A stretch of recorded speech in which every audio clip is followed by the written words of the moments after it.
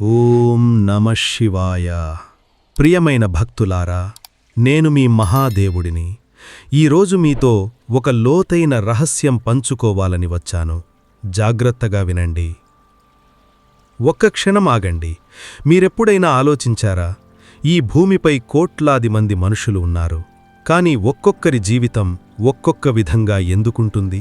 ఒకరు రాజభవనంలో పుడతారు, మరొకరు రోడ్డు పక్కన పుడతారు. ఒకరు ధనవంతుడింట్లో పుడతారు, మరొకరు ఆకలి బాధతో పుడతారు. ఎందుకీ తేడా? ఎవరు నిర్ణయిస్తారిది? ఈ ప్రశ్నకు సమాధానం నేను మీకు ఇస్తాను. మీరు జన్మించకముందే, మీరు తల్లి గర్భంలోకి ప్రవేశించకముందే మీ జీవితంలోని 6 ముఖ్యమైన విషయాలు నిర్ణయించబడి ఉంటాయి. ఈ 6 విషయాలను ఎంత ప్రయత్నించినా, ఎన్ని పూజలు చేసినా, ఎంత సంపాదించినా మార్చడం అసాధ్యం. బ్రహ్మ కూడా మార్చలేడు, విష్ణువు కూడా మార్చలేడు, నేను కూడా మార్చలేను. ఆ 6 విషయాలేమిటి? అవి ఎందుకు మారవు? కర్మ సిద్ధాంతం ప్రకారం మీ జీవితం ఎలా సాగుతుంది? ఈ వీడియోను చివరి వరకు చూడండి. ఎందుకంటే ఈ రహస్యం తెలిస్తే మీ జీవితాన్ని చూసే దృక్కోణమే మారిపోతుంది. నా శాస్త్రాల్లో ఒక గొప్ప మాట ఉంది, యథా కర్మ తథా ఫలం. అంటే ఎలాంటి కర్మ చేస్తావో అలాంటి ఫలం పొందుతావో. కాని ఈ ఫలం ఈ జన్మలోనే రావాలని ఏముంది? కొన్ని కర్మల ఫలాలు ఈ జన్మలో వస్తాయి, మరికొన్ని వచ్చే జన్మలో వస్తాయి, ఇంకా కొన్ని అనేక జన్మల తరువాత వస్తాయి. మీరు చేసిన ప్రతి పని, మాట్లాడిన ప్రతి మాట, ఆలోచించిన ప్రతి ఆలోచన అన్నీ ఒక ఖాతాలో నమోదవుతాయి. ఆ ఖాతాను సంచిత కర్మ అని పిలుస్తారు. ఇది మీరు అనేక జన్మలలో సంపాదించుకున్న కర్మల మొత్తం. ప్రతి జీవి యొక్క సంచిత కర్మ నా దగ్గర నమోదై ఉంటుంది. చిత్రగుప్తుడు దానిని జాగ్రత్తగా రాస్తాడు. ఈ సంచిత కర్మ నుండి ప్రతి జన్మకు ఒక కొంత భాగం కేటాయించబడుతుంది. దానినే ప్రారబ్ధ కర్మ అంటారు. ప్రారబ్ధమంటే ఈ జన్మలో మీరు అనుభవించవలసిన కర్మఫలం. ఇది మీ విధి, ఇది మీ తలరాత. మీరు పుట్టకముందే మీ ప్రారబ్ధ కర్మను చూసి బ్రహ్మ మీ నుదుటిపై రాస్తాడు. దాని ఆధారంగా మీ జీవితంలోని కొన్ని విషయాలు నిర్ణయిస్తాడు. ఆ విషయాలు మీ పేరు కాదు, మీ చదువు కాదు, మీ స్నేహితులు కాదు. అవి మరొక 6 విషయాలు. ఈ 6 విషయాలు ఒక్కసారి రాసిన తర్వాత ఎవ్వరూ మార్చలేరు. ఇప్పుడు ఆ 6 విషయాలేమిటో నేను మీకు ఒక్కొక్కటిగా చెప్తాను. మొదటిది పుట్టుక. మీరు ఎక్కడ పుడతారు, ఎప్పుడు పుడతారు, ఎవరింట్లో పుడతారు, ఇది మీ చేతిలో లేదు. ఆలోచించండి. మీరు భారతదేశంలో పుట్టాలని కోరుకున్నారా? మీ తల్లిదండ్రులను మీరు ఎన్నుకున్నారా? లేదు. ఇవన్నీ మీరు పుట్టకముందే నిర్ణయించబడ్డాయి. నేను మీకు ఒక ఉదాహరణ చెప్తాను. ఒక పెద్ద రాజు ఉండేవాడు. ఆయనకు సంతానం లేదు. ఎన్నో యజ్ఞాలు చేశాడు, ఎన్నో పూజలు చేశాడు. చివరికి ఒక పుత్రుడు పుట్టాడు. కాని ఆ పుత్రుడు పుట్టినప్పుడు ఒక మహర్షి వచ్చి చెప్పాడు, రాజా, ఈ బిడ్డ నీ ఇంట్లో పుట్టినప్పటికీ ఇతను రాజభోగాలు అనుభవించడు. ఇతను చిన్న వయసులోనే అడవికి వెళ్లి తపస్సు చేస్తాడు. రాజు ఎంత ప్రయత్నించినా ఆ బిడ్డ చివరికి అడవికి వెళ్ళిపోయాడు. ఎందుకంటే ఆ బిడ్డ గత జన్మలో ఒక తపస్వి. ఆ తపస్సు పూర్తి కాలేదు. అందుకే ఈ జన్మలో రాజకుమారుడిగా పుట్టినప్పటికీ అతని హృదయం అడవిలోనే ఉంది. చూశారా? పుట్టుక మీ చేతిలో లేదు. ఒక మహాత్ముడు పేద ఇంట్లో పుట్టవచ్చు, ఒక దుర్మార్గుడు ధనవంతుడింట్లో పుట్టవచ్చు. ఎందుకు? ఎందుకంటే వారి గత జన్మ కర్మలు అలా నిర్ణయించాయి. మీరు ఎక్కడ పుట్టారో దానికి కారణముంది. ఏ కుటుంబంలో పుట్టారో దానికి కారణముంది. ఏ దేశంలో, ఏ కాలంలో పుట్టారో ప్రతిదానికి కారణముంది. అది మీ గత జన్మల కర్మల ఫలితం. అందుకే నేను చెప్తున్నాను, ఎన్నడూ మీ పుట్టుకను, మీ తల్లిదండ్రులను, మీ పుట్టిన ఇంటిని తక్కువ చెయ్యవద్దు. అది మీకు ఇచ్చిన బహుమతి. దానికి ఒక అర్థముంది. ఇప్పుడు రెండవ విషయం, జ్ఞానం. మీకు ఎంత జ్ఞానం ఉంటుంది, ఎలాంటి తెలివితేటలు ఉంటాయి, ఇది కూడా పుట్టుకతోనే నిర్ణయించబడుతుంది. ఇక్కడ జ్ఞానమంటే పుస్తక జ్ఞానం కాదు, డిగ్రీలు కాదు, సర్టిఫికెట్లు కాదు. ఇక్కడ జ్ఞానమంటే మీ అంతరంగిక వివేకం, సత్యాసత్యాలను గుర్తించగల శక్తి, జీవితంలోని లోతైన అర్థాలను అర్థం చేసుకునే సామర్థ్యం. కొందరుంటారు, వారు పెద్ద పెద్ద చదువులు చదువుతారు, విదేశాలకు వెళ్లి పట్టాలు తెచ్చుకుంటారు. కానీ జీవితంలో ఒక చిన్న సమస్య వస్తే ఎలా ఎదుర్కోవాలో తెలియదు, తల్లిదండ్రులను ఎలా గౌరవించాలో తెలియదు, మంచి చెడులను గుర్తించలేరు. మరొక పక్క కొందరుంటారు, వారు పెద్దగా చదువుకోలేదు, కానీ వారు మాట్లాడితే వారి మాటలలో జ్ఞానముంటుంది. వారి చిన్న చిన్న సలహాలు పెద్ద పెద్ద గ్రంథాలకు సమానం. ఎందుకీ తేడా? ఎందుకంటే గత జన్మలో కొందరు వేదాలు చదివారు, శాస్త్రాలు అధ్యయనం చేశారు, మహాత్ములను సేవించారు. ఆ జ్ఞానం వారి ఆత్మలో ముద్రితమైంది. ఈ జన్మలో అది వివేకంగా బయటికి వస్తుంది. గత జన్మలో కొందరు జ్ఞానాన్ని తక్కువ చేశారు, పండితులను అవమానించారు, సత్యాన్ని కప్పిపుచ్చారు. అందుకే ఈ జన్మలో ఎన్ని పుస్తకాలు చదివినా వారికి నిజమైన అవగాహన రాదు. మీకు ఎంత జ్ఞానం వస్తుందో అది మీ ప్రారబ్ధం. కానీ ఒక విషయం గుర్తుంచుకోండి, ఈ జన్మలో మీరు సంపాదించే జ్ఞానం వచ్చే జన్మకు పెట్టుబడి అవుతుంది. అందుకే జ్ఞానాన్ని గౌరవించండి, పండితులను గౌరవించండి, మంచి పుస్తకాలు చదవండి, మంచి సత్సంగాలలో పాల్గొనండి. ఈ జన్మలో అది ఫలించకపోయినా ఎప్పుడో ఒక జన్మలో తప్పకుండా ఫలిస్తుంది. మూడవ విషయం చాలా ఆసక్తికరమైనది, వివాహం. మీ వివాహం ఎవరితో జరుగుతుందో ఇది కూడా మీరు పుట్టకముందే నిర్ణయించబడుతుంది. మీరు ఎన్నిసార్లు ఆలోచించారో గుర్తు చేసుకోండి. నేను వేరే వ్యక్తిని పెళ్లి చేసుకుంటే నా జీవితం ఎలా ఉండేదని. కానీ నిజమేమిటంటే మీ జీవిత భాగస్వామి ఎవరో అది కోట్లాది సంవత్సరాల ముందే నిర్ణయించబడి ఉంది. ఒక కథ నేను మీకు చెప్తాను. ఇద్దరు యువకులు ఒకే అమ్మాయిని ప్రేమించారు. ఇద్దరూ ఆమెను పెళ్లి చేసుకోవాలని కోరుకున్నారు. ఒక యువకుడు ధనవంతుడు, అందగాడు, చదువుకున్నవాడు. మరొక యువకుడు పేదవాడు, సామాన్యుడు. తల్లిదండ్రులు మొదటి యువకుడిని ఎంచుకున్నారు. పెళ్లి నిశ్చయం జరిగింది, పెళ్లి కుదిరింది. కానీ పెళ్లిరోజు ఉదయం ఆ మొదటి యువకుడికి అకస్మాత్తుగా అనారోగ్యం వచ్చింది. పెళ్లి ఆగిపోయింది. కొంతకాలం గడిచింది. చివరికి ఆ అమ్మాయి రెండవ యువకుడిని, ఆ పేద యువకుడిని పెళ్లి చేసుకుంది. ఎందుకంటే వారిద్దరి రుణానుబంధం గత జన్మ నుండి ఉంది. వారు గత జన్మలో ఒకరికొకరు ఏదో చెయ్యవలసి ఉంది, ఏదో ఇవ్వవలసి ఉంది, ఏదో తీర్చుకోవలసి ఉంది. ఆ రుణం తీరాలంటే వారు ఈ జన్మలో కలవాల్సిందే. ఎంత అడ్డంకులు వచ్చినా, ఎంత దూరమున్నా చివరికి కలుస్తారు. అందుకే అంటారు, వివాహాలు స్వర్గంలో నిర్ణయించబడతాయి. ఇది కేవలం ఒక మాట కాదు, ఇది ఒక సత్యం. నేను సాక్షిగా చెప్తున్నాను. మీ జీవిత భాగస్వామి మీకు అన్ని సుఖాలిచ్చేవాడు కావచ్చు, లేదా కష్టాలిచ్చేవాడు కావచ్చు. మీకు మంచి మాటలు చెప్పేవాడు కావచ్చు, లేదా అవమానాలు చేసేవాడు కావచ్చు. ఏదైనా సరే ఆ వ్యక్తితో మీ రుణానుబంధముంది. ఆ రుణం తీరే వరకు మీరు కలిసి ఉండాలి. అందుకే ఎప్పుడూ మీ జీవిత భాగస్వామిని నిందించవద్దు. మీరు వారిని ఎన్నుకోలేదు, విధాత మీకు కేటాయించాడు. ఆ వ్యక్తి ద్వారా మీరు కొన్ని పాఠాలు నేర్చుకోవాలి, కొన్ని కర్మలు తీర్చాలి. అది గుర్తుంటే వైవాహిక జీవితం సులువవుతుంది. ఇప్పుడు నాల్గవ విషయం, ఐశ్వర్యం. డబ్బు, సంపద, ఆస్తి ఇవన్నీ ఈ ఐశ్వర్యంలో భాగం. ఇది చాలా లోతైన విషయం. ఎందుకంటే చాలామంది అనుకుంటారు, నేను ఎక్కువ పని చేస్తే ఎక్కువ సంపాదిస్తాను, నేను తెలివిగా పెట్టుబడి పెడితే ధనవంతుడినవుతాను. కాని నిజమేమిటి? ఒకే పని చేసే 10 మంది ఉంటారు, ఒకే కష్టపడతారు, ఒకే సమయం పని చేస్తారు. కాని ఒకరికి కోట్ల రూపాయలు వస్తాయి, మరొకరికి వేల రూపాయలు మాత్రమే వస్తాయి.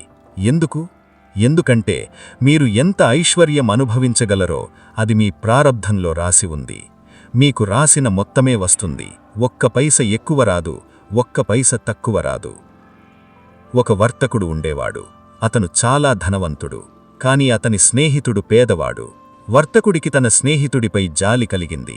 ఒకరోజు అతను స్నేహితుడికి 100 బంగారు నాణాలిచ్చాడు. ఇది తీసుకో, నీ జీవితం మార్చుకో అన్నాడు. ఆ స్నేహితుడు బంగారు నాణాలు తీసుకుని ఇంటికి బయల్దేరాడు. దారిలో ఒక నది దాటుతుండగా ఆ నాణాల సంచి కాలువలో పడిపోయింది. అతను ఎంత వెతికినా దొరకలేదు. ఖాళీ చేతులతో ఇంటికి వచ్చాడు.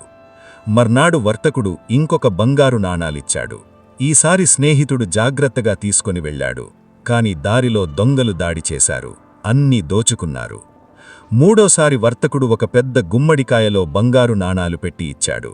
ఇది తీసుకువెళ్ళి ఇంట్లో పెట్టు, తరువాత చూడు అన్నాడు. దారిలో స్నేహితుడికి ఆకలి వేసింది. ఆ గుమ్మడికాయను ఒక కూరగాయల వ్యాపారికి అమ్మి ఆ డబ్బుతో భోజనం చేశాడు. ఇంటికి వచ్చి వర్తకుడికి చెప్పాడు, నేను ఆ గుమ్మడికాయను అమ్మేశాను. వర్తకుడు ఆశ్చర్యపోయాడు. మిత్రమా, నీ ప్రారబ్ధంలో ఐశ్వర్యం రాసిలేదు. నేను ఎంత ఇచ్చినా అది నీ దగ్గర నిలవదు. చూశారా, ఐశ్వర్యమనేది ఎవరైనా ఇస్తే వచ్చేది కాదు. అది మీ ప్రారబ్ధంలో ఉండాలి. ఉంటే ఎన్ని అడ్డంకులు వచ్చినా మీకు వస్తుంది. లేకపోతే ఎవరిచ్చినా మీ చేతుల్లో నిలవదు. అంతమాత్రాన కష్టపడకూడదు అని కాదు. కష్టపడాలి, కర్తవ్యం చెయ్యాలి. కాని ఫలితం గురించి ఆందోళన పడకూడదు. ఎందుకంటే ఫలితం మీ చేతిలో లేదు. 5వ విషయం, సంతానం. మీకు ఎంతమంది పిల్లలు పుడతారు? ఎలాంటి పిల్లలు పుడతారు? అసలు పిల్లలు పుడతారా లేదా ఇవన్నీ ముందే నిర్ణయించబడి ఉంటాయి. చాలామంది దంపతులుంటారు. వారు ఎన్నో సంవత్సరాలు ఎదురుచూస్తారు. ఎన్నో వైద్యశాలలకు వెళ్తారు. ఎన్నో వ్రతాలు చేస్తారు. కానీ సంతానం కలగదు. మరొక పక్క ఎంతోమందుంటారు. పిల్లలు వద్దనుకున్నా వారికి పిల్లలు పుడతారు. ఎందుకీ తేడా? ఎందుకంటే మీకు ఎంతమంది పిల్లలు కావాలో, ఎప్పుడు కావాలో అది మీ ప్రారబ్ధంలో ఉంది. దానిని ఎవరూ మార్చలేరు. ఇంకొక విషయం ఉంది. మీకు పుట్టిన పిల్లలు వారు మీ గత జన్మ రుణాలతోనే వస్తారు. కొంతమంది పిల్లలు తల్లిదండ్రులకు సుఖమిస్తారు, పేరు తెస్తారు, ఆస్తిని పెంచుతారు. ఎందుకంటే వారు గత జన్మలో ఆ తల్లిదండ్రులకు రుణపడి ఉన్నారు. ఆ రుణం తీర్చడానికి ఈ జన్మలో వారి పిల్లలుగా పుట్టారు. మరికొంతమంది పిల్లలు తల్లిదండ్రులకు కష్టాలు తెస్తారు, సొమ్ము తీసుకుంటారు, గౌరవం తీసేస్తారు, బాధ పెడతారు. ఎందుకంటే ఆ తల్లిదండ్రులు గత జన్మలో ఆ ఆత్మకు రుణపడి ఉన్నారు. ఆ రుణం ఇప్పుడు తీర్చుకుంటున్నారు. అందుకే మీ పిల్లలు ఎలా ఉన్నా వారిని ప్రేమించండి. ఎందుకంటే వారికి మీకు మధ్య ఒక ప్రత్యేకమైన రుణానుబంధం ఉంది. ఆ రుణం తీర్చడానికే వారు మీ ఇంటికి వచ్చారు. ఒక్కో ఆత్మ ఒక్కో తల్లి గర్భంలోకి ఎందుకొస్తుందో దానికొక లెక్క ఉంది. నేనన్నీ చూస్తుంటాను. ఏ ఆత్మ ఏ కుటుంబంలోకి వెళ్లాలో అది కర్మ ప్రకారం నిర్ణయించబడుతుంది. మీ పిల్లలను మీరు ఎంచుకోలేదు. వారు మీ ప్రారబ్ధం ప్రకారం వచ్చారు. వారు మీ పిల్లలుగా పుట్టడం అది ఒక దైవ నిర్ణయం. చివలిది 6వ విషయం, మరణం. ఇది అందరికీ వచ్చేదే. కానీ ఎప్పుడు, ఎలా, ఎక్కడా ఇది మాత్రం ఎవరికీ తెలియదు. ఈ మరణ సమయం పుట్టినరోజే నిర్ణయించబడుతుంది. మీ జీవితకాలం ఎంతో అది మీ ప్రారబ్ధ కర్మల ప్రకారం నిర్ణయించబడుతుంది. ఒక్క క్షణం ఎక్కువ కూడా ఉండరు, ఒక్క క్షణం తక్కువ కూడా ఉండరు. ఒక పెద్ద మహారాజుండేవాడు. అతను శత్రువులను జయించాడు. ధనవంతుడు, బలశాలి, అందగాడు. కాని ఒకరోజు ఒక చిన్న జ్వరం వచ్చింది. వైద్యులు ఎంత చికిత్స చేసినా రాలేదు. చనిపోయాడు. అదే దినం ఒక 100 ఏళ్ల ముసలివాడుండేవాడు. అతనికి జబ్బుంది. మంచం మీద నుండి లేవలేడు. అందరూ అనుకున్నారు ఇప్పుడు చనిపోతాడు. కాని అతను ఇంకా 10 సంవత్సరాలు బతికాడు. ఎందుకంటే మహారాజు జీవితకాలం పూర్తి అయింది. ముసలివాడి జీవితకాలం ఇంకా మిగిలి ఉంది. వయస్సు, ఆరోగ్యం, బలం ఇవన్నీ ముందుగా ఎవరికీ తెలియదు. కేవలం నాకు మాత్రమే తెలుసు. ఎప్పుడు చనిపోతారో మీకు తెలియదు. రేపు ప్రొద్దుటే లేస్తారో లేదో మీకు తెలియదు. ఈ విషయం మీకు ఎందుకు తెలియకూడదు? ఎందుకంటే తెలిస్తే మీరు సక్రమంగా జీవించరు. మనిషి తన మరణం 50 సంవత్సరాల వయస్సులో అని తెలిస్తే 49 సంవత్సరాలు నిర్లక్ష్యంగా బతుకుతాడు. చివరి సంవత్సరంలో మాత్రమే పుణ్యకార్యాలు చేస్తాడు. కాని అలా కాదు. ప్రతి క్షణం విలువైనదిగా బతకాలి. అందుకే మరణ సమయం రహస్యంగా ఉంచబడింది. ప్రతిరోజు అది మీ చివరి రోజు అయ్యే అవకాశం ఉంది. అందుకే ప్రతిరోజు మంచిగా బతకండి. తప్పులు చేయవద్దు. ఇతరులకు సహాయం చేయండి. నన్ను స్మరించండి. మీ మరణం ఎప్పుడు వస్తుందో తెలియదు. కాని వచ్చినప్పుడు మీ కర్మల ఖాతాలో ఏముంటుందో అది మీ తరువాతి జన్మను నిర్ణయిస్తుంది. ఈ 6 విషయాలు మార్చలేమో అని మీకు తెలిసింది. మరి అయితే మీరు ఏం చెయ్యాలి? చేతులు కట్టుకుని కూర్చోవాలా? ఏమీ చెయ్యకుండా విధి ఏం చేస్తుందో చూడాలా? లేదు, అలా కాదు. ఇక్కడే అసలు రహస్యం ఉంది. జాగ్రత్తగా వినండి. ఇదే నేను మీకు చెప్పాలనుకుంటున్న అతి ముఖ్యమైన విషయం. మీ జీవితంలో 3 రకాల కర్మలుంటాయి. మొదటిది సంచిత కర్మ, అంటే అనేక జన్మలలో సంపాదించుకున్న మొత్తం. రెండవది ప్రారబ్ధ కర్మ, అంటే ఈ జన్మలో అనుభవించవలసినది. ఈ రెండింటినీ మార్చలేము. కానీ 3వ రకం కర్మ ఉంది. దాని పేరు క్రియమాణ కర్మ. అంటే ఇప్పుడు ఈ క్షణం మీరు చేసే కర్మలు. ఈ కర్మలు పూర్తిగా మీ చేతిలో ఉన్నాయి. మీరిప్పుడు మంచి పని చేస్తే అది మంచి ఫలాలను తెస్తుంది. మీరిప్పుడు చెడ్డ పని చేస్తే అది చెడ్డ ఫలాలను తెస్తుంది. ప్రారబ్ధం మార్చలేము, కానీ మీ వర్తమాన కర్మలను నియంత్రించగలరు. ఇది నేను మీకిచ్చిన స్వేచ్ఛ. మీరు ఈ జన్మలో చేసే కర్మలు వచ్చే జన్మకు బీజాలవుతాయి.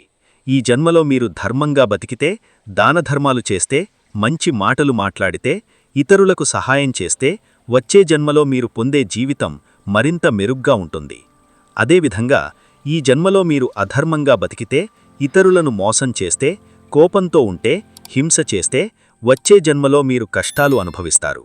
అందుకే నేను చెప్తున్నాను, మీ ప్రారబ్ధాన్ని అంగీకరించండి, కానీ మీ క్రియమాణ కర్మను జాగ్రత్తగా చూసుకోండి. ఒక్క ఆఖరి ప్రశ్న మిగిలి ఉంది. ఎందుకు ఈ 6 విషయాలను మాత్రమే మార్చలేము, మిగిలినవి మార్చవచ్చా? దీనికి సమాధానం లోతైనది. ఈ 6 విషయాలు జీవితం యొక్క మూల స్తంభాలు. ఇవి ఒక జీవి యొక్క అస్తిత్వానికి ఆధారం. ఇవిటిని మారిస్తే జీవన చక్రమే విచ్ఛిన్నమవుతుంది. పుట్టుక జీవితానికి ఆరంభం, మరణం జీవితానికి ముగింపు. ఈ రెండింటి మధ్య జ్ఞానం, వివాహం, సంతానం, ఐశ్వర్యం ఇవి జీవితాన్ని ముందుకు నడిపిస్తాయి. ఈ 6 విషయాలు ఒక నాటకంలోని ప్రధాన పాత్రల వంటివి. నాటకం మొదలయ్యే ముందే పాత్రలు నిర్ణయించబడతాయి, కథ నిర్ణయించబడుతుంది, ప్రారంభం, ముగింపు నిర్ణయించబడతాయి. కానీ ఆ పాత్రలను మీరు ఎలా పోషిస్తారో, ఏ అభినయంతో పోషిస్తారో, మీ మాటలు, మీ భావాలు ఎలా ఉంటాయో ఇవి మీ చేతిలో ఉంటాయి. ఇదే క్రియమాణ కర్మ. అందుకే జీవితంలో ఫలితాల గురించి ఆందోళన పడవద్దు. మీ కర్తవ్యం గురించి ఆలోచించండి. ధర్మంగా బతకండి, సత్యాన్ని అనుసరించండి, ప్రేమతో మాట్లాడండి, క్షమించండి, దానం చెయ్యండి, ఇతరుల సంతోషంలో సంతోషపడండి, ఇతరుల బాధలో పాలు పంచుకోండి. ఇలా చేస్తే మీ ప్రారబ్ధం ఎలా ఉన్నా మీ జీవితం సార్థకమవుతుంది. ఈ జన్మ మీకొక పాఠశాల. పాఠాలు నేర్చుకోండి, పరీక్షలు పాసవ్వండి. అప్పుడు వచ్చే జన్మ మరింత మెరుగ్గా ఉంటుంది. ప్రియమైన భక్తులారా, ఇప్పుడు మీకు స్పష్టంగా అర్థమైంది. పుట్టుక, జ్ఞానం, వివాహం, ఐశ్వర్యం, సంతానం, మరణం ఈ 6 విషయాలు మీ పుట్టుకతోనే నిర్ణయించబడి ఉన్నాయి. వీటిని మార్చడం అసాధ్యం. కానీ మీ చేతిలో ఒక గొప్ప శక్తి ఉంది. అదే మీ వర్తమాన కర్మ. మీరిప్పుడు ఏం చేస్తారో అది మీ భవిష్యత్తును నిర్ణయిస్తుంది. ఈ జన్మ కాదు, వచ్చే జన్మలు కూడా. అందుకే విధిని నిందించకండి, ప్రారబ్ధాన్ని శపించకండి. మీ జీవితంలో ఏది ఉన్నా అది మీ గత జన్మ కర్మల ఫలితం. దాన్ని అంగీకరించండి. కానీ ఇప్పుడు ఈ క్షణం మంచిగా బతకండి. అది మీ భవిష్యత్తును నిర్మిస్తుంది. జీవితం ఒక పెద్ద ప్రయాణం, అనేక జన్మల ప్రయాణం. ఈ జన్మ కేవలం ఒక అడుగు మాత్రమే.